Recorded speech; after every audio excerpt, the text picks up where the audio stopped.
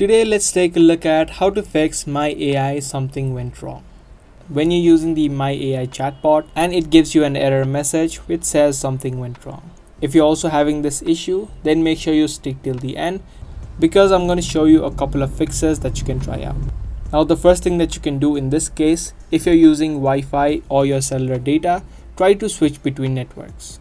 So for example, if you're using Wi-Fi right now, you can switch to your mobile data and vice versa. Or the second thing that you can also do is turn on your airplane mode. This will reset your internet connection, and again turn off the airplane mode and try to see if this fixes the issue. If this does not work, the second thing that you can do is restart your Snapchat app. So just head back out of your Snapchat app and also make sure to clear the Snapchat app from the recent tab. So if you have Snapchat open like this, you can close this off and remove it from the recent tab as well.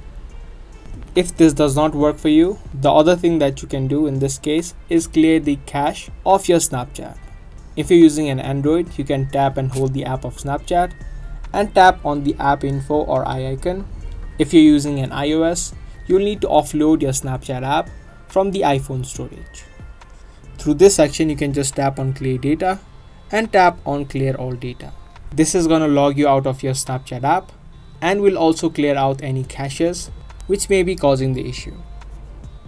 If you have not updated your Snapchat app with the latest version, also try to do that. Open up your Play Store or the App Store and tap on update if there are new updates available. Now if you tried everything and you still can't access the My AI feature and you're still having the error message, the best you can do in this case is wait out a couple of hours. The My AI feature may be having a maintenance or may have high traffic, due to which you're having this issue. So if you wait out a couple of hours, you should be able to access it later on. So these are some of the fixes that you can try out in order to fix Snapchat My AI something went wrong.